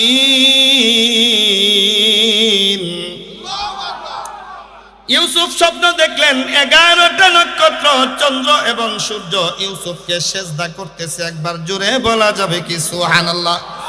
আল্লাহর পয়গম্বর ইউসুফ স্বপ্ন দেখলেন 11টা নক্ষত্র, চন্দ্র এবং সূর্য এই 13টা সিজদা করে ইউসুফকে। আল্লাহর পয়গম্বর ইউসুফ বাবা ইয়াকুবের কাছে গিয়ে বললেন, এ বাবা ইয়াকুব, রাতের গভীরে স্বপ্ন দেখলাম 11টা নক্ষত্র আমাকে সিজদা করে, শুধু তাই নয় চন্দ্র এবং সূর্য আমাকে সিজদা করে। আল্লাহর পয়গম্বর ইয়াকুব আলাইহিস সালাতু ওয়াস সালাম স্বপ্নের ব্যাখ্যা সুন্দর করে জানতে পারতেন, সুন্দর করে বলতে পারেন, কারণ আল্লাহ তাআলা তাকে শিখিয়েছেন। আল্লাহর পয়গম্বর ইয়াকুব আলাইহিস সালাতু ওয়াস সালাম ইউসুফকে ডেকে ডেকে বলেন, ইউসুফ, তুমি যে স্বপ্ন দেখেছো 11টা নক্ষত্র তোমাকে সিজদা করেছে, 11টা নক্ষত্র আসলে নক্ষত্র না, ওই 11টা নক্ষত্র হলো তোমার 11টা ভাই। ইউসুফরা ভাই ছিল কয়জন? 12 জন।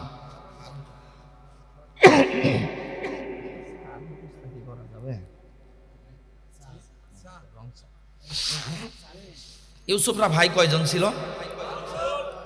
12 জন। ইউসুফ আর বিনিয়ামিন আপন ভাই, আর ভিন্ন মার ছিল আরো 10 ভাই। কয়জন হলো? আল্লাহর পয়গম্বর ইয়াকুব আলাইহিস সালাতু ওয়াস সালাম ইউসুফকে ডেকে ডেকে বলে, এ ইউসুফ, 11টা নক্ষত্র হলো তোমার 11টা ভাই। গভীর মনোযোগ আমার দিকে। চন্দ্র এবং সূর্য আসলে চন্দ্র সূর্য না, চন্দ্র এবং সূর্য হলাম তোমার আব্বা এবং তোমার মা। এ ইউসুফ, আল্লাহ রাব্বুল আলামিন তোমাকে স্বপ্ন দেখিয়ে সতর্ক বাণী দিচ্ছে, ভবিষ্যতে আল্লাহ তোমাকে নবী বানাইবেন। সুবহানাল্লাহ। খবরদার রে ইউসুফ, এই স্বপ্নের কথাটা তোমার ভাইদের কাছে প্রকাশ করতে পারবা না। যদি তোমার ভাইরা জেনে যায় তোমাকে কতল করার চেষ্টা করবে, তোমাকে মেরে ফেলার চেষ্টা করবে, তোমাকে গুম করার চেষ্টা করবে, তোমাকে হত্যা করার চেষ্টা করবে। কথা বলেন ঠিক কিনা? কিন্তু ঘটনা প্রকাশ হয়ে গেল। ছোট্ট মাসুম ভিতরে খবর রাখতে না পেরে প্রকাশ করে দিলেন, ভাইয়েরা জেনে গেল। আল্লাহর পয়গম্বর ইয়াকুব ইউসুফকে বড্ড ভালোবাসে, ভাইদের আর সহ্য হলো না। ভাইরা মাশওয়ারা করলো ইউসুফকে মেরে ফেলবে, আর না হয় গভীর কূপের মধ্যে নিক্ষেপ করবে। তার ভাইরা যখন আল্লাহর পয়গম্বর ইউসুফ আলাইহিস সালাতু ওয়াস সালামকে নিয়ে সফরে বের হলেন, একটা অন্ধ কুয়া যখন পাইলেন, গভীর মনোযোগ, একটা অন্ধ কুয়ার মধ্যে তার ভাইরা ইউসুফকে এরকম ভাবে কূপের মধ্যে নিক্ষেপ করলেন। এবাজান বুঝে থাকলে বলেন, আল্লাহর পয়গম্বর ইউসুফকে কূপের মধ্যে নিক্ষেপ করেছে নাকি করবে? আপনাদের মন কি এদিকে আছে? শেষ করে দিব। ইউসুফকে কূপের গভীরের উদ্দেশ্যে ছেড়ে দিয়েছে। জিবরাইল বললেন, ইয়া রাসূলুল্লাহ, ইয়া হাবিবাল্লাহ, আল্লাহর পয়গম্বর ইউসুফ আলাইহিস সালাতু ওয়াস সালামকে যখন কূপের গভীরের উদ্দেশ্যে ছেড়ে দিয়েছে, আমি জিবরাইল তখনও পর্যন্ত সিদরাতুল মুনতাহায় কোনো কাজে ব্যস্ত ছিলাম। আল্লাহু আকবার। সিদরাতুল মুনতাহা কতটুকু দূরে একটু আগে কিন্তু আপনাদের নলেজে দিয়েছি। আল্লাহর ফেরেশতা জিবরাইল বললেন, ওগো নবীজি, আল্লাহর পয়গম্বর ইউসুফকে যখন কূপের গভীরের উদ্দেশ্যে ছেড়ে দিয়েছে, আমি জিবরাইল তখনও পর্যন্ত সিদরাতুল মুনতাহায় কোনো কাজে ব্যস্ত ছিলাম। আমার আল্লাহ আমাকে অর্ডার করলেন, যা যা রে জিবরাইল যা, আমার বন্ধু ইউসুফকে গিয়ে ধর, আমার বন্ধু ইউসুফ যেন পানি পর্যন্ত পৌঁছতে না পারে। ইয়া রাসূলুল্লাহ, ইয়া হাবিবাল্লাহ, আল্লাহ তাআলা ওয়াদার করার সঙ্গে সঙ্গে আমি সিদরাতুল মুনতাহা থেকে একটা উড়াল দিলাম। একটা উড়াল দিয়ে আমার একটা ডানা ইউসুফের কূপের গভীরে আমি বিছাইয়া দিলাম। ইয়া রাসূলুল্লাহ, ইয়া হাবিবাল্লাহ, আমার ডানা যখন ইউসুফের কূপের গভীরে পানির উপরে বিছাইয়া দিলাম, আল্লাহর পয়গম্বর ইউসুফ এখনো পর্যন্ত আমার ডানা পর্যন্ত আসতে পারে না। আমার চলার গতি কেমন বুঝে আসছে তো নাকি? সিদরাতুল মুনতাহা থেকে সেকেন্ডের মধ্যে ইউসুফের কূপের গভীরে। কথাটা জেহেনে রাখেন, সামনের আলোচনা বুঝবেন। আল্লাহর পয়গম্বর জিবরাইলকে আবার প্রশ্ন করলেন। জিবরাইল আরেকটা প্রশ্ন। কি প্রশ্ন? জিবরাইল, তুমি আমার কাছে অনেকবার এসেছো। আল্লাহর হাবিব বলেন, 23 বছরের নবুয়তের জিন্দেগিতে জিবরাইল আমি রসুলের কাছে 24,000 বার এসেছে। সুবহানাল্লাহ, 24,000 বার। জিবরাইল, বহুবার তুমি আমার কাছে এসেছো, কোনবার তোমার আসল চেহারা, তোমার আসল আকৃতি আমি রসুল কখনো দেখি নাই। জিবরাইল, তোমার আসল চেহারাটা আমি রসুলের দেখতে বড্ড ইচ্ছে করে। জিবরাইল, তুমি আমার সামনে দাঁড়াও, তোমার আসল রূপটা আমি একসঙ্গে দেখতে চাই। সুবহানাল্লাহ। জিবরাইল বললেন, ইয়া রাসূলুল্লাহ, ইয়া হাবিবাল্লাহ, আমি জিবরাইলকে আল্লাহ এত বিশাল দেহের অধিকারী বানিয়েছে, ছোট্ট আসমানের নিচে জমিনের উপরে আমি জিবরাইল একসঙ্গে দাঁড় হওয়া সম্ভব না। একসঙ্গে দাঁড়ানো বলে সম্ভব না। রসুল বলেন, জিবরাইল, আমি জানি না, আমি বুঝি না, আমি তোমার কথা বিশ্বাস করেও করি না, আমি শুধু তোমাকে দেখতে চাই, তুমি দাঁড়াও। বারবার পিরাপিরি করার পর জিবরাইল সামনে থেকে চলে গেলেন। আল্লাহর হাবিবকে বললেন, ইয়া রাসূলুল্লাহ, ইয়া হাবিবাল্লাহ, যেহেতু ছাড়বেন না, দেখবেনই, তাহলে উপরের দিকে তাকান। আল্লাহর হাবিব উপরের দিকে তাকালেন, জিবরাইল সামনে থেকে চলে গেলেন। শুনতেছেন তো? আল্লাহর হাবিব উপরের দিকে তাকালেন, জিবরাইল সামনে থেকে চলে গেলেন। কিছুক্ষণ পর আবার জিবরাইল আসলেন। ইয়া রাসূলুল্লাহ, ইয়া হাবিবাল্লাহ, কিছু দেখেছেন নাকি? না জিবরাইল, কিছু দেখি নাই। ও কিছুই দেখেন নাই? না, কিচ্ছু দেখি নাই। তবে হ্যাঁ, এতটুকু দেখেছি, প্রথমে দেখলাম আসমানটা সাদা ছিল, ক্ষণিকের জন্য আসমানটা কালো হয়ে গেল। এখন দেখি যেমন সাদা আসমান তেমন সাদাই রয়ে গেছে। একবার জোরে বলা যাবে কি আল্লাহু আকবার? জিবরাইল বলে, ইয়া রাসূলুল্লাহ, আল্লাহ তো আসমান কালো করে বানাই নাই, তাহলে আপনি কালো কেন দেখছেন জানেন? না জিবরাইল, আমি কেমনে জানবো, তুমি বলো না কেন কালো দেখলাম। জিবরাইল বলেন, ইয়া রাসূলুল্লাহ, ইয়া হাবিবাল্লাহ, আপনি তো আমার চেহারাটা একসঙ্গে দেখতে চেয়েছেন, ছাড়বেন না, দেখবেনই। আমি জিবরাইল আপনার সম্মুখ থেকে গিয়ে আমার একটা ডানা দিয়ে আল্লাহর প্রথম আসমানটাকে ঢেকে ধরেছিলাম। ইয়া রাসূলুল্লাহ, ইয়া হাবিবাল্লাহ, এক ডানা দিয়ে, জিবরাইলের এক ডানা দিয়ে প্রথম আসমানটাকে ঢেকে ধরা যায়। বুখারী শরীফের প্রথম পৃষ্ঠায় বাইনাস সতরে আছে, ওয়ালাহু সিত্তুমিআতু জানাহাতিন। আমি জিবরাইলের দেহের মাঝে ডানা কিন্তু একটা না, আমার আল্লাহ আমি জিবরাইলের দেহের মাঝে 600 ডানা একসঙ্গে সেট করে দিয়েছেন। সুবহানাল্লাহ। ইয়া রাসূলুল্লাহ, ইয়া হাবিবাল্লাহ, যেই জিবরাইলের এক ডানা দিয়ে আসমানটাকে ঢেকে ধরা যায়, 600 ডানা বিশিষ্ট জিবরাইল আসমানের নিচে জমিনের উপরে কিভাবে দাঁড়াবো? সম্ভব? আমি আপনাদের সম্মুখে বললাম জিবরাইলের দেহটা কত বড়, ধারণা হয়েছে তো নাকি? জিবরাইলের চলার গতি কেমন বুঝে আসছে তো নাকি? এই জিবরাইল একদিন আল্লাহকে প্রশ্ন করেন, মালিক, তোমার মহব্বতের বান্দা আদম সন্তানের জন্য তুমি জান্নাত বানাইছো, আমরা ফেরেশতাদেরকে তো তুমি জান্নাত দিবা না। এ মালিক, আদমের জন্য জান্নাত বানাইছো, আমরা ফেরেশতাদেরকে তো তুমি জান্নাত দিবা না। আপনাদের একটা প্রশ্নের উত্তর জেনে রাখা দরকার। আল্লাহ জান্নাত দিবেন দুই জাতিকে। কয় জাতি? জিন এবং ইনসান। জিন এবং ইনসান। ফেরেশতাদের জন্য কি জান্নাত আসেনি? ফেরেশতাদের জন্য জাহান্নামও নাই, ফেরেশতাদের জন্য জান্নাতও নাই। কথা কোন ঠিক কিনা? জিবরাইল বললেন, আল্লাহ আদম সন্তানের জন্য জান্নাত বানিয়েছো, আমরা ফেরেশতাদেরকে তো তুমি জান্নাত দিবা না। মালিক, আদমের জান্নাতটা তুমি কত সুন্দর করে সাজিয়েছো, কত বিশাল বড় করে বানিয়েছো, আমি জিবরাইলের দেখতে বড্ড ইচ্ছে হয়। এবার জান্নাতে কিন্তু ঢুকতেছি, ভালো করে খেয়াল করেন।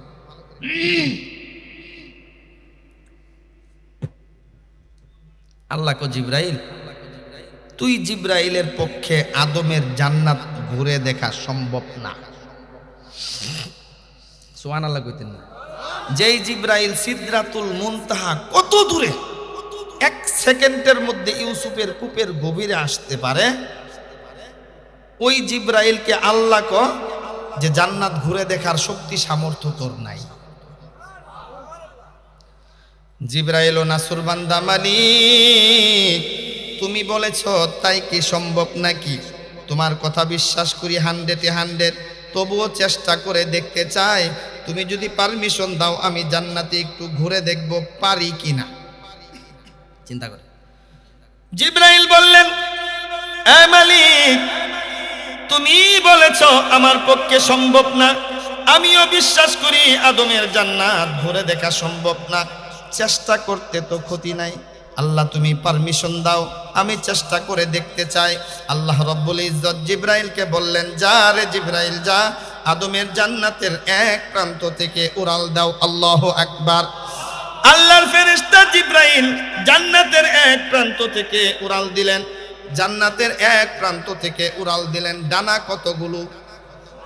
600 ডানা একসঙ্গে মিলিয়ে জান্নাতের এক প্রান্ত থেকে উড়াল দিলেন। এক বর্ণনায় এসেছে জিবরাইল জান্নাতের মধ্যে 70 বছর উড়েছে। কালকে ঘুম থেকে উঠে সুবহানাল্লাহ কইেন।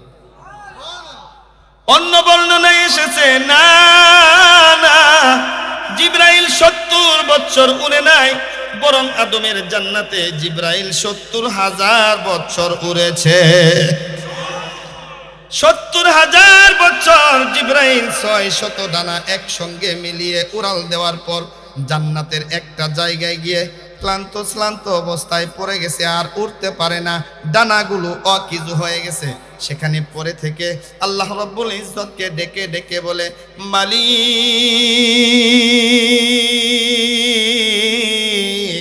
তুমি শুরুতেই বলেছিলা আমার পক্ষে সম্ভব না, আসলেও তো সম্ভব না। এ মালিক তুমি কিন্তু রাগ কইরো না, সর্বশেষ একটা কথা তোমার কাছে জানতে চাই। আল্লাহ বলে, জিবরাইল আবার কি জানতে চাও, তাড়াতাড়ি বলো। আল্লাহর ফেরেশতা জিবরাইল বলেন, ও মালিক 70,000 বছর আদমের জান্নাতের এক প্রান্ত থেকে উড়াল দিলাম। 70,000 বছর আদমের জান্নাতে উড়াল দেওয়ার পর জান্নাতের কয় কিলোমিটার আসলাম, সামনে কয় কিলো বাকি আছে একটু বলে দাও, আমার ধারণা হয়ে যাবে। এরপরেও ছাড়ে না, এরপরও ছাড়ে না। আপনাদের এই সিরাজগঞ্জ থেকে একটা লোক সাইকেল চালিয়ে যাবে ঢাকা গাবতলী। কোথায়? মনে করেন সিরাজগঞ্জ থেকে ঢাকা হলো 150 কিলো। কত কিলো? সকালবেলা সাইকেল ছাড়ছে, ইঞ্জিন নাই, পায়ে সন্ধ্যা পর্যন্ত পৌঁছে এলাঙ্গায় পড়ছে। কোথায়? এলাঙ্গাতে যাওয়ার পর সে যে এলাঙ্গা এটা জানে না, এক দোকানদারকে প্রশ্ন করতেছে, দোকানদার ভাই সিরাজগঞ্জ সদর থেকে রওনা দিলাম সকালবেলা সাইকেল চালিয়ে, আসলাম কোথায়, কয় কিলো আসলাম, যাব গাবতলী, বাকি আছে কয় কিলো?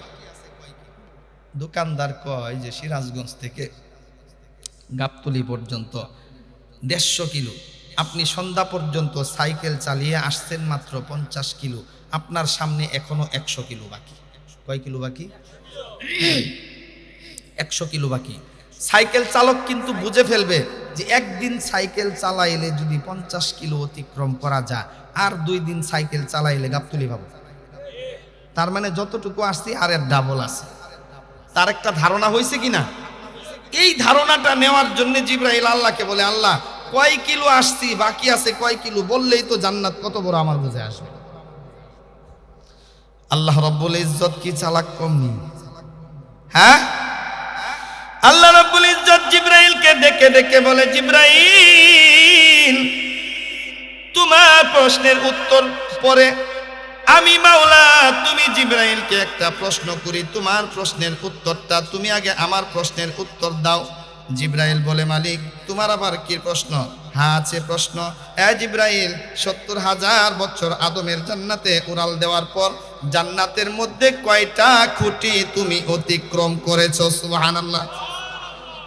জিবরাইল ভেবে চিন্তে গবেষণা করে আল্লাহকে ডেকে ডেকে বলে, মালিক 70,000 বছর আদমের জান্নাতে উড়াল দেওয়ার পর মাত্র 2টা খুঁটি আমি অতিক্রম করতে পেরেছি। আল্লাহু আকবার। আল্লাহ রাব্বুল ইজ্জত জিবরাইলকে ডেকে ডেকে বলে, জিবরাইল 70,000 বছর আমার আদমের জান্নাতে উড়াল দেওয়ার পর মাত্র 2টা খুঁটি তুমি অতিক্রম করেছো, মাত্র 2টা খুঁটি তুমি অতিক্রম করেছো। জেনে রাখো রে জিবরাইল, তোমার সামনে জান্নাতে এখনো অগণিত খুঁটি বাকি রয়ে গেছে। অগণিত, যা গনেও শেষ করা সম্ভব।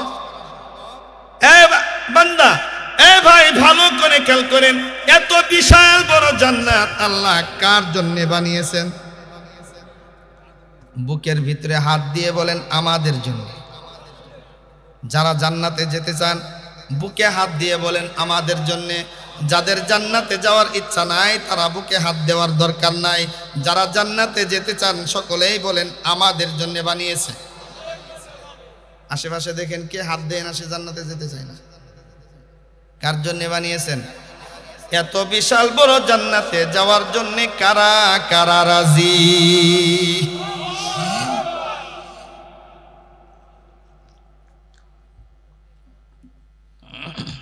11:30 11:30 আপনারা দাওয়াত দিচ্ছেন কয় তারিখে?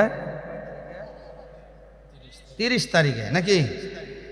1 তারিখ, 1 তারিখ পরে নাই এখনো। তার মানে 1 তারিখ পড়ার আগে শেষ করা লাগবে নাকি? আচ্ছা, হ্যাঁ আচ্ছা। এই বিশাল বড় জান্নাত আল্লাহ বানাইলেন কার জন্যে? আমাদের জন্যে। এখন প্রশ্ন হলো যে হুজুর জান্নাত কত বড়, জান্নাত দেখতে কেমন, জিবরাইল কত বড়, চলার গতি কেমন, জান্নাত কোথায় আছে, সূর্যের দূরত্ব কতটুক, চন্দ্রের দূরত্ব কতটুক, জান্নাত যেখানে আছে সেই জায়গাটার নাম কি, সব কিছু জানলাম। হুজুর আমাদের আসল প্রশ্নের উত্তর তো পাই নাই। আসল প্রশ্ন কি আপনারা করতে পারতেছেন না? মনে করেন আপনাদের মাঝখানে বসে আমি প্রশ্ন করলাম, আসল প্রশ্ন কি? আমাদের ভিটাবাড়ি জান্নাত আমরা যাব কিভাবে, সেই রাস্তাটা তো করবেন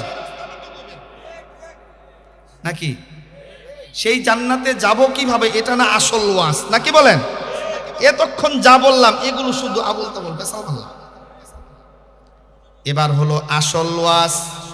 পিছনে যা বললাম ভুলে গেলে আফসোস নাই, এখন যা বলবো জেহেনে রাখা লাগবে, রাখবো তো ইনশাআল্লাহ।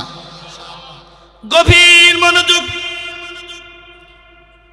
বুঝে থাকলে বলেন, আমরা আছি দুনিয়ার জমিনে, জান্নাত আছে আমাদের থেকে উপরে। একমত? জান্নাত কোথায়? আমরা যদি জান্নাতে যেতে চাই উঠতে হবে উপরে। উঠতে হবে কোথায়?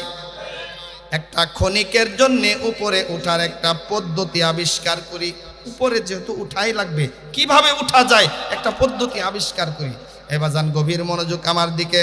এই যে আমার স্টেজের সামনে একটা গভীর কুয়া আছে, কুয়া চিনেননি আপনারা? ছোট ছোট বাচ্চারা কূপের গভীরে, কূপের চতুর্দিক দিয়ে খেলাধুলা করতেছে, দৌড়াদৌড়ি করতেছে। একটা বাচ্চা কূপের গভীরে পড়ে গেছে। কূপের গভীরে পড়ে থাকে, বাচ্চাটা চিল্লাইতেছে, বাঁচাও বাঁচাও বাঁচাও। আপনি কূপের পাশ দিয়ে যাচ্ছেন, আপনি অবশ্যই বাচ্চাটাকে কূপের গভীর থেকে উঠানোর চেষ্টা করবেন। কথা কোন ঠিক কিনা? বাজান কূপের গভীর থেকে পড়ে থাকা বাচ্চাকে যদি আপনি বাঁচাতে চান, 4টা কাজের মাধ্যমে আপনাকে বাঁচাতে হবে। 4টা কাজের মধ্যে একটা কাজ যদি আপনি বাদ দেন, ওই বাচ্চাটাকে কূপের গভীর থেকে উপরে উঠানো সম্ভব না। কাজ কয়টা? সকলে বলেন কয়টা? জবান খুলে বলেন কয়টা? আলাম নাজআল লাহু আইনাইন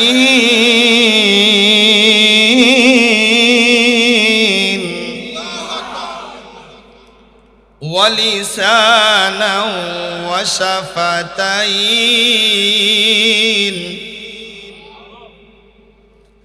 ওয়া হাদাইনাহুম নাজদাইন। আবাদান বুঝে থাকলে বলেন, আমাদের এই জবানটা কে দান করলেন? আমাদের ঠোঁট 2টা কে দান করলেন? আমাদের চক্ষু কে দান করলেন? আমাদের কান কে দান করলেন? জবান দান করলেন কথা বলার জন্যে, জবান দান করলেন কথা বলার জন্যে, জিহ্বা দান করলেন কথা বলার জন্যে। কথা বলেন ঠিক কিনা? আপনি যখন কথা বলেন, আপনার জিহ্বা এবং আপনার ঠোঁট লড়াচড়া করে কিনা? আপনি কি কোনোদিন আপনার ঠোঁটকে বলেছেন, ঠোঁট আমি এখন কথা বলবো, তুমি রেডি হও? আপনার জিহ্বাকে বলেছেন, জিহ্বা রেডি হও? বলেন নাই? তাহলে জিহ্বা বুঝি ঠোঁটকে বলছে, ঠোঁট রেডি হও, আমি এখন লড়মু? জিহ্বা ঠোঁটকে বলছে, ঠোঁট জিহ্বাকেও বলে নাই, জিহ্বা ঠোঁটকেও বলে নাই। আপনিও ঠোঁটকে বলেন নাই, জিহ্বাকেও বলেন নাই। যেই মালিক ঠোঁট এবং জিহ্বাকে অর্ডার করলেন, জিহ্বা ঠোঁট, আমার বান্দা যখন কথা বলার জন্য ইচ্ছা পোষণ করবে, তোমরা সমান তালে এমনিতেই নাচানাচি করবা। কে বলেছেন? আর একটু জোরে বলেন, কে বলেছেন? যেই আল্লাহ কথা বলার জন্য আমার আপনার ঠোঁট দান করলেন, যেই আল্লাহ কথা বলার জন্য আমাদের জবান দান করলেন, সেই আল্লাহ প্যারালাইজ নামক সুপারগুলো দিয়ে আজীবনের জন্য ঠোঁট এবং জিহ্বা লড়াচড়া বন্ধ করতে পারে কিনা? কারা কারা চান আপনাদের ঠোঁট এবং জিহ্বা প্যারালাইজ দিয়ে বন্ধ হয়ে যাক? কেউ চান? যদি না চান, এখানে বোবার মতো বসে থাকবেন না, কথা বলা। এক কথা বারবার বলবো, আলোচনা সামনে যেতে পারবো না, এমনটা যেন আর না হয়। মাঝখানে যেই কথাগুলো বললাম আপনাদের কথা না বলার জন্য বলছি, আমি আমার বিষয় থেকে অন্যদিকে বের হই। কথা বলবেন তো ইনশাআল্লাহ? কি বলতেছিলাম বলেন দেখি? হ্যাঁ, 4টা গাছ বোঝা গেল, মনোযোগ আছে। কূপের গভীরে যদি বাচ্চাটা পড়ে যায়, সেই বাচ্চাকে যদি আপনি বাঁচানোর জন্য ইচ্ছা পোষণ করেন, 4টা কাজের মাধ্যম ছাড়া বাচ্চাকে উপরে উঠানো সম্ভব না। গভীর মনোযোগ দিয়ে দেখেন, ভালো করে খেয়াল করেন 4টা কাজ কি। 1 নাম্বার কাজ হলো, আপনি উপরে আছেন, উপর থেকে একটা রশি ছাড়েন। 1 নাম্বার কাজ রশি ছাড়া। 2 নাম্বার কাজ, যেই রশিটা ছাড়বেন ঢিলা ঢালা পচা রশি হলে কি চলবে নাকি মজবুত রশি লাগবে? 2 নাম্বার কাজ হলো রশিটা মজবুত হওয়া। 3 নাম্বার কাজ হলো, যেই বাচ্চা কূপের গভীরে পড়ে আছে সে রশিটা মজবুত করে ধরা। 4র্থ নাম্বার কাজ হলো আপনাকে রশি ধরে টান দেওয়া। এই 4টা কাজ যদি করতে পারেন, বাচ্চাটা কূপের গভীর থেকে উপরে উঠানো যাবে। বুঝে আসছে? আল্লাহ রাব্বুল ইজ্জত আরশে আজিম থেকে ডেকে বলেন, দুনিয়াবাসী, একটা বাচ্চাকে যদি কূপের গভীর থেকে উঠানোর জন্য 4টা মাধ্যম লাগে, 4টা কাজ লাগে, 4টা পদ্ধতি লাগে। বান্দা, তোমরা আসো দুনিয়ার জমিনে, জান্নাত হলো সিদরাতুল মুনতাহার উপরে। সিদরাতুল মুনতাহার আসল ভিটাবাড়ি জান্নাতে যদি তোমরা আসতে চাও, 4টা কাজ ছাড়া আসা যাবে না। কয়টা কাজ? কাজ 4টে মনে আছে তো? 1 নাম্বার কাজ রশি ছাড়া, 2 নাম্বার কাজ রশি মজবুত করা, 3 নাম্বার কাজ রশি মজবুত করে ধরা, 4 নাম্বার কাজ রশি ধরে টান দেওয়া। ঠিক তো? বুঝে আসছে? কথা বলেন। সকলেই বুঝছেন? যদি বুঝে থাকেন আপনাদের একটা পরীক্ষা নেই, কেমন বুঝলেন? এবাজান বুঝে থাকলে বলেন, যেই ব্যক্তিটা উপরে আছে তার কাজ কয়টা, যেই ব্যক্তি নিচে আছে তার কাজ কয়টা? উপরওয়ালার কাজ কয়টা? তিনটা। আলহামদুলিল্লাহ। নিচে পড়ে থাকা ব্যক্তির কাজ কয়টা? তাহলে আল্লাহ আছে উপরে, আল্লাহর কাজ কয়টা? আমরা আছি নিচে, আমাদের কাজ কয়টা? উপরওয়ালার এক নাম্বার কাজ হলো রশি ছাড়া। এক নাম্বার কাজ রশি ছাড়া। আল্লাহ রাব্বুল ইজ্জত সূরা আলী ইমরানের 103 নাম্বার আয়াতে ডেকে ডেকে বলেন, ওয়াতাসিমু বিহাবলিল্লাহি জামিআন ওয়ালা তাফাররাকু। আল্লাহু আকবার। আল্লাহ রাব্বুল ইজ্জত বলেন, ওয়াতাসিমু, মজবুত করে ধরো। ইতাসমা ইয়াতাসিমু, মজবুত করে ধরা। উলামায়ে কেরামরা বুঝবেন, ইতাসমা ইয়াতাসিমু, মজবুত করে ধরা, সাধারণ ধরা নয়। আখাযা ইয়াখুযু অর্থ হলো সাধারণ ধরা। আখাযা ইয়াখুযু আল্লাহ বলেন নাই, ইতাসমা ইয়াতাসিমু বলেছেন। আল্লাহ বললেন ওয়াতাসিমু, মজবুত করে ধরো, বিহাবলিল্লাহি, আল্লাহর রশি, জামিআউ, সকলেই মিলে ধরবা, ওয়ালা তাফাররাকু, আমি আল্লাহর রশি ধরতে গিয়ে তোমরা পরস্পরে বিচ্ছিন্ন হতে পারবা না। ঘোষণা কার? আল্লাহ বলেন, আমার রশি তোমরা একত্রে একত্রে একসঙ্গে মজবুত করে ধরবা। পৃথক হওয়া যাবে না, পার্থক্য করা যাবে না, আলাদা হওয়া যাবে না, সকলেই একসঙ্গে ধরবা। আমি আল্লাহর রশি ধরতে গিয়ে ওয়ালা তাফাররাকু, তোমরা বিভিন্ন দলে বিভক্ত হওয়া যাবে না। এখন আল্লাহ তাআলার রশি ধরতে গিয়ে আমরা কি এক নাকি বিভক্ত? আরেকটু জোরে বলেন। অনেকেই আছেন হেফাজতে ইসলামের ছায়াতলে এসে আল্লাহর রশি ধরতে চায়, কথা কোন ঠিক কিনা? অনেকেই চরমনায় হাত পাকার ছায়াতলে এসে আল্লাহর রশি ধরতে চায়, অনেকেই বটগাছের নিচে বসে আল্লাহর রশি ধরতে চায়, অনেকেই লাঙ্গল ঠেলে আল্লাহর রশি ধরতে চায়, অনেকেই নৌকা বেয়ে আল্লাহর রশি ধরতে চায়, অনেকেই ধানের শীষ ধরে আল্লাহর রশি ধরতে চায়, কথা কোন ঠিক কিনা? আল্লাহ রাব্বুল ইজ্জত বলেন, ওয়াতাসিমু বিহাবলিল্লাহি জামিআন ওয়ালা তাফাররাকু। আমি কি কারো বিরোধিতা করছি? বিরোধিতা করছি নি? কাউরে বাদ দিছি? কাউকে বাদ দিইনি। হ্যাঁ, এক একজন এক এক দলে গিয়ে আল্লাহর রশি আমরা ধরতে চাই। আল্লাহ তাআলা বলেন, ওয়ালা তাফাররাকু, আমি আল্লাহর রশি ধরতে গিয়ে তোমরা পরস্পরে বিচ্ছিন্ন হতে পারবা না। রশি ধরবো আল্লাহ, আল্লাহ ধরতে বলছেন। আমার আপনার কিছু ভাই আছে, রশি রশি রশি রশি, আল্লাহ রশি ধরতে বলছেন। এই রশি কই? মক্কা মদিনায় আল্লাহর হাবিব আসছে, মক্কা মদিনায় বুঝি রশি ধরাধরি আছে। 4-5 লাখ টাকা খরচ করে মক্কা মদিনায় যা। কই যা? কথা কন নাকি? কই যা? 4-5 লাখ টাকা খরচ করে মক্কা মদিনায় গিয়েছে। মক্কাতে ঘুরে দেখে রশি ধরাধরি নাই, মদিনায় গিয়ে ঘুরে দেখে রশি ধরাধরি নাই। সেখান থেকে আবার বাংলাদেশে রিটার্ন এসে চিন্তা করে দেখে, হাই হাই, 4-5 লাখ টাকা জলে ঢাললাম, মক্কা মদিনায় গিয়ে আমি রশি খুঁজে পাইলাম না। অথচ বাংলাদেশে আমার বাড়ির পাশে ফরিদপুরে রশির অভাব নাই। আসেননি কেউ? কে আছেন? হ্যাঁ, আল্লাহ রাব্বুল ইজ্জত বললেন, আমি আল্লাহর রশি তোমরা ধরবা, রশি ধরতে গিয়ে তোমরা পরস্পরে বিচ্ছিন্ন হতে পারবা না। ঘোষণাকার? আমরা বিভিন্ন দলে বিভক্ত হয়ে আল্লাহর রশিটা ধরতে চাই, কথা কোন ঠিক কিনা?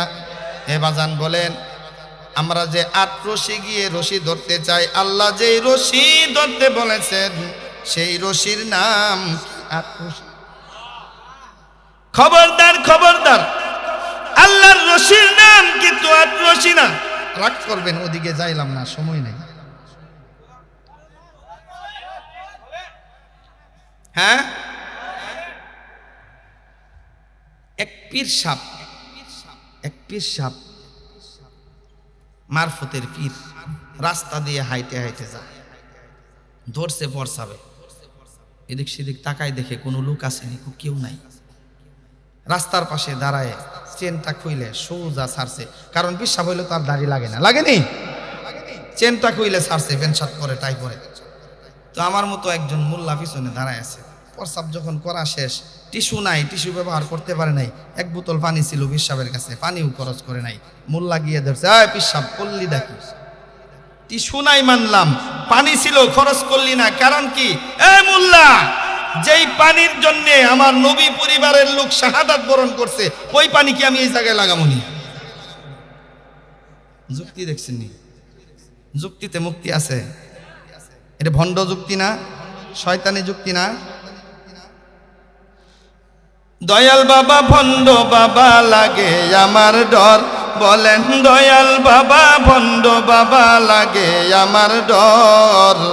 ফেরেশতারা গুতা মারবে কবরের ভিতর, ঠিক কিনা? দয়াল বাবা ভণ্ড বাবা লাগে আমার ডর, বলেন দয়াল বাবা ভণ্ড বাবা লাগে আমার ডর। ফেরেশতারা গুতা মারবে কবরের ভিতর, ঠিক কিনা? ফেরেশতারা গুতা মারবে কবরের ভিতর। দয়াল আমারে তো জ্ঞানী, হাই হাই মুত্তে বাবা নেই না পানি। দয়াল আমারে তো জ্ঞানী, হাই হাই মুত্তে বাবা নেই না পানি। শুধুই করে টানা টানি পর্দার ভিতর, কথা কাটি কিনা? শুধুই করে টানা টানি পর্দার ভিতর। ফেরেশতারা হান্দাই দিব কবরের ভিতর, কথা ঠিক কিনা? এদের থেকে সাবধান, এদের থেকে সাবধান। এবার আমি বলতেছিলাম, আল্লাহ রব্বুল ইজ্জত সূরা আলী ইমরানের 103 নম্বর আয়াতে ঘোষণা করলেন, ওয়াতাসিমু বিহাবলিল্লাহি জামিআন ওয়ালা তাফাররাকু। এ বান্দা, তোমরা সকলে মিলে আমি আল্লাহর রশিটাকে মজবুত করে ধরবা। খবরদার, খবরদার রে বান্দা, আমি আল্লাহর রশি ধরতে গিয়ে তোমরা পরস্পরে বিচ্ছিন্ন হতে পারবা না। আল্লাহ বললেন রশি ধরার জন্যে, গভীর মনোযোগ আমার দিকে না হই বুঝবেন না। আল্লাহর রশি ধরতে বললেন, ওয়াতাসিমু, রশি ধর, ওয়াতাসিমু মজবুত করে ধর, বিহাবলিল্লাহি, আল্লাহর রশি। আল্লাহ যেহেতু রশি ধরতে বললেন, আমার দিকে খেয়াল করে, এই কূপের গভীরে যেই বাচ্চাটা পড়ে গেছে, মনে আছে তো? আপনি যদি কূপের উপর থেকে একটা রশি না ছেড়ে বাচ্চাকে শুধু রশি দেখাইলেন আর বলতেছেন, এ বাচ্চা রশি ধর, এ বাচ্চা রশি ধর, এ বাচ্চা রশি ধর, এটার নাম রশি। আপনি কিন্তু রশি ছাড়েন নাই, না ছেড়েই বাচ্চাকে বলতেছেন রশি ধর। মস্কারি করা হবে না? বাচ্চার সঙ্গে মস্কারি করা হবে কিনা? আপনি যদি বাচ্চাকে রশি না ছেড়েই রশি ধরতে বলেন, যেমনি ভাবে মস্কারি করা হয়, আল্লাহ রব্বুল ইজ্জত বললেন, ওয়াতাসিমু, মজবুত করে ধর, বিহাবলিল্লাহি, আল্লাহর রশি। আল্লাহ বললেন, এ বান্দা, তোমরা আমার রশিটাকে মজবুত করে ধরো। আল্লাহ যে রশি ধরতে বললেন, আল্লাহ কি রশি ছেড়ে ধরতে বললেন নাকি না ছেড়ে আল্লাহ মস্কারি করেন? কথা বুঝেন নাই? আপনি রশি না ছেড়ে ধরতে বললে যদি মস্কারি হয়, আল্লাহ রশি না ছেড়ে ধরতে বললে কি মস্কারি করা হবে না? আল্লাহ কি মস্কারি করেন নাকি? আল্লাহ যদি মস্কারি না করেন তাহলে বোঝা গেল আল্লাহ রশি ধরতে বলেছেন, অবশ্যই আল্লাহ রশি ছেড়েই ধরতে বলেছেন। কথা কোন ঠিক কিনা? আল্লাহ রশি ছেড়ে রশি ধরতে বললেন। আমরা পুরা বিশ্ব মক্কা মদিনায় খুঁজেও রশি পাইলাম না। আবার আল্লাহ তাআলাকে প্রশ্ন করলাম, হে মালিক, তুমি রশি ছেড়েছো, তুমি বলে দাও রশি কি? আল্লাহ রব্বুল ইজ্জত বলেন, এ বান্দা,